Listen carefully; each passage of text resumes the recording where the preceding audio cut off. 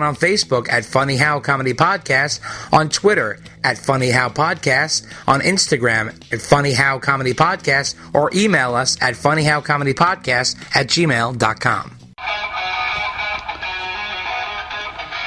Hey, this is Johnny Booth from Fredericksburg, Virginia, and I'm sitting here listening to not just my favorite Van Halen song, but my favorite song ever. I want to say cheers to 5 years of Dave and Dave Unchained. I was born in 1982, so I didn't get my first Van Halen exposure until the early 90s. But thanks to you, Dave and Dave, your podcast has made me feel like I was there from day one. So cheers to you guys, cheers to my fellow Van Halen fans, and of course, cheers to the mighty Van Halen. Thanks for all you do. I appreciate it very much. Stay frosty now.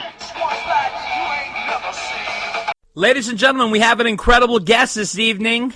We have guitarist Dweezil Zappa, who has put out his own Van Halen podcast, Runnin With the Dweezil. Dweezil, how are ya? I'm doing very well. Thanks for having me. Awesome, man. Well, we're excited to have you. Longtime fans of your own work. I've been a fan since you put out Having a Bad Day back in, 86, right? Yeah, 86, I believe. That's correct. That's right. Awesome, man. That's great. Yeah, so wanted to start off. How did the idea to do Runnin With the Dweezil come about?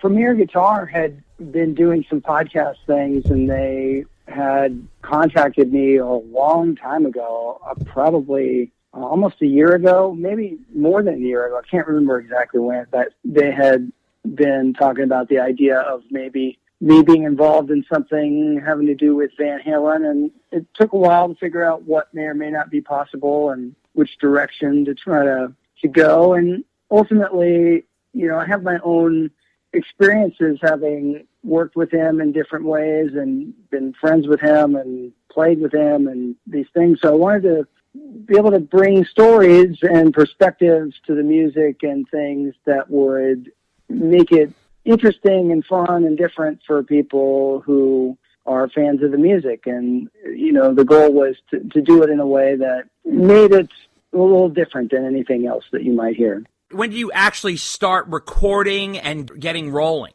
I actually don't remember offhand when the very first thing was recorded. The first episode we did was with Paul Gilbert. Okay. Even though it ended up being the third episode that came out. Right. If my memory serves correct, it was at least 7 months ago. 7 months ago. Okay. All right. So it was sometime like in the summer of 2020. Yeah, something like that. Okay, cool. Now, was Ed aware of the podcast? Did you talk to him about it?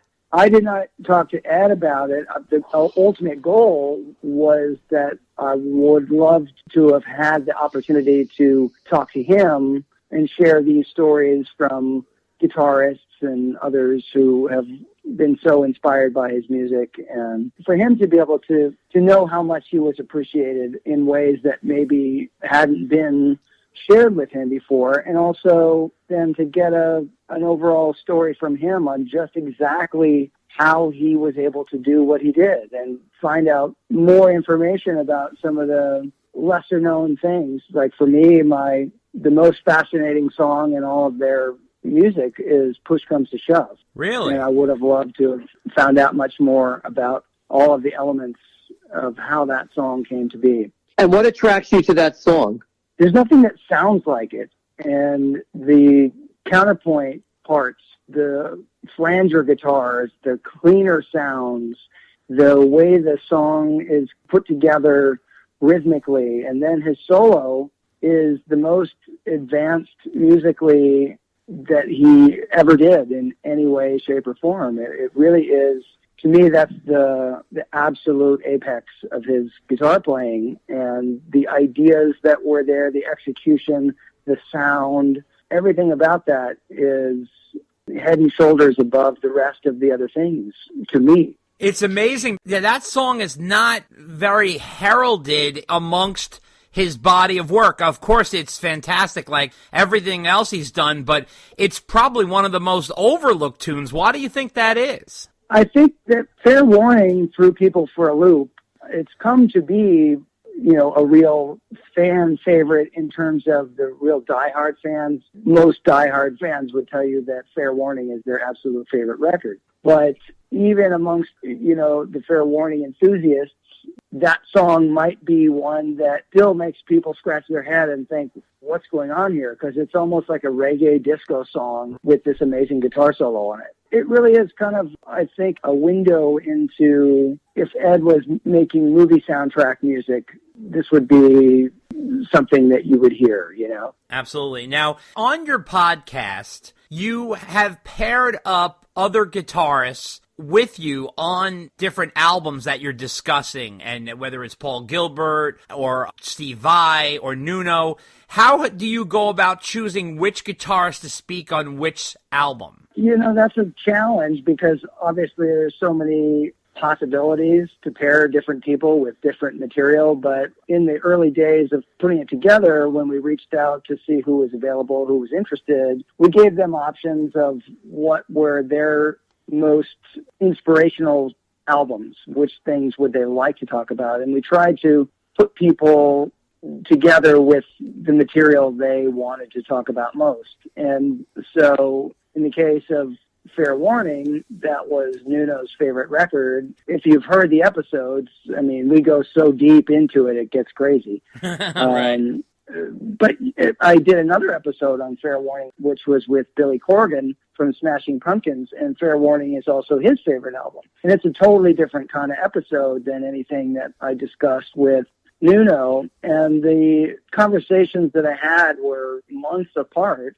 So, you know, it's kind of a challenge to have an organic conversation about a topic that has already been discussed in great detail. And there's a bit of overlap, obviously, because we're going to be talking about the same songs. But I think there's also a lot of different perspectives that come into it. And it is a bit of a challenge when you're talking about this stuff to, while you're talking about it, have it go in new directions that keep it focused, keep it interesting, and not repetitive. You know, like in the case of Fair Warning, I did a 2-part episode with Nuno, and I did a lot of post-production in that particular episode because I really wanted to bring the stories to life in a way that went beyond the conversation that we had. So that combination of episodes is different than all the other episodes in the podcast so far, just because there was so much extra stuff added in. And I was able to share some things that people wouldn't have otherwise had a chance to hear. Like I shared a little clip of Edward playing on an unreleased project of mine, which I'm still working on, called What the Hell Was I Thinking, that has all these different guitar players on there. And it's a continuous piece of music that changes direction all the time, and it keeps morphing into different styles. And Ed plays 2 different solos on the thing, and I gave people a little taste of one of the solos where he just improvised a solo over this one section, but he used his old amp, and he just sounds great on it. Sure. And what's going on with that project? Where are you at with it? Well, I haven't had a place to work from in terms of having a studio of my own for a long, long time. So I need a space that I can work from on my own schedule, and I've been working on building out a studio space for a while, and hopefully this year I'll get it finished, and then I'll be able to jump back into that. So when I started it, I had one thing in mind, and then it changed over time. It's not that I've been working on it consistently every year, because I started it back in, I don't even remember, 1990 or 91 or somewhere thereabouts. But I haven't worked on it consistently every year since then. I've had periods of time where I've had a chance to go back and do things with it. But I think the last time I really had a chance to do stuff with it was about 6 or 7 years ago. And, you know, prior to COVID, I was touring, playing my dad's music, doing probably 80 to 100 shows a year for 14 years straight. So I didn't have a lot of time to be doing other things. The amount of shows, plus all the rehearsals and all of the other stuff, you know, that amounted to being out of town 5 to 6 months out of every year. Sure. Now, do you feel Fair Warning was Ed's peak? To some degree, it was, for what I consider the total creative momentum that he was in the early days coming up with new things and constantly incorporating them into his songwriting, his playing style. You could tell that he was inspired by Alan Holdsworth a lot around that time. And by the time he gets to the 1984 album, he has gotten a lot more of the Alan Holdsworth things under his fingers. But his guitar tone has changed by that point pretty drastically. The playing on Fair Warning, to me, it marks the place where his guitar tone was the most full range. You had the most low end, the most mid-range, the least amount of reverb. Even though there's reverb and chamber stuff that's on there, the guitar is more out front. It's a little more in your face. I just always thought that that was the ultimate guitar sound. Not only ultimate guitar sound for Ed, the recording of any electric guitar, you know, I would put that one up there as being the very best of all time. Do you think there's another part of Ed's career that's underrated and doesn't get enough credit that almost stands up to the Fair Warning era? Well, I think his playing is fantastic all the way through every album, but it's a question of how well the songs resonate with people in terms of how much people respond to what he's doing. And he always talked about his playing was about creating a feeling for people. It's amazing that he had that perspective so early on in his career and that he was able to reflect that in his playing and in his music, because, you know, so much of what he did stands the test of time as greatest examples of guitar playing, but songwriting with great guitar in it. It wasn't about just, you know, saying, hey, here's this pyrotechnic flash guitar stuff. It was all part of the music that he wrote, and that the way the band all worked together to perform that music. So it's an amazing combination, really, with all four members of the original Van Halen band that created that classic feel for all that stuff. But if you go throughout his entire catalog, his music, his guitar playing, the different sounds, the different techniques, all of that stuff, he's innovative throughout his entire career. And many people will tell you that maybe even above his soloing, his rhythm playing was even that much more impressive. Sure, absolutely. Do you also think in 1981, when Fair Warning came out, the band was sort of at its, I guess, highest tensions?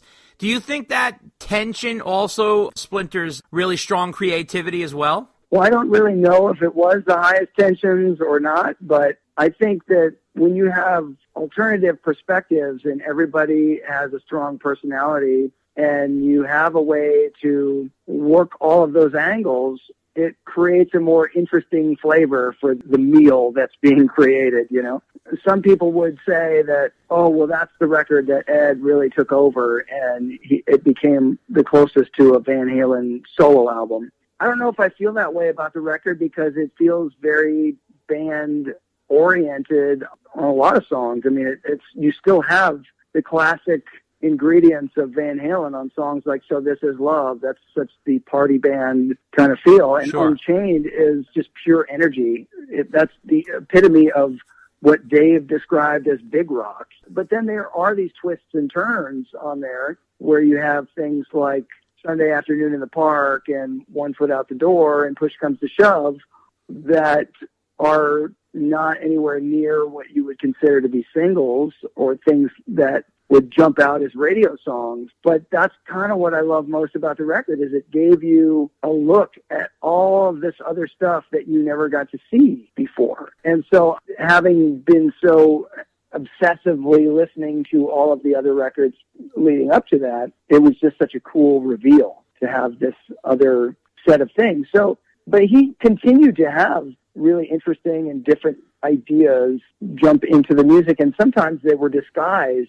A song like Jump, if you really break down what is happening in that song, there's some peculiar parts and weird things going on. The fact that it's played on a synthesizer makes it seem more smooth or pop friendly or something. If it was all played on guitar, you would probably hear more of the edge of what's going on in there rhythmically and musically. I mean, there's some strange chord progressions and things that are going on and rhythmic counterpoint in there. But that's kind of the genius of their ability to present their material. That song comes off as a pop song, but it's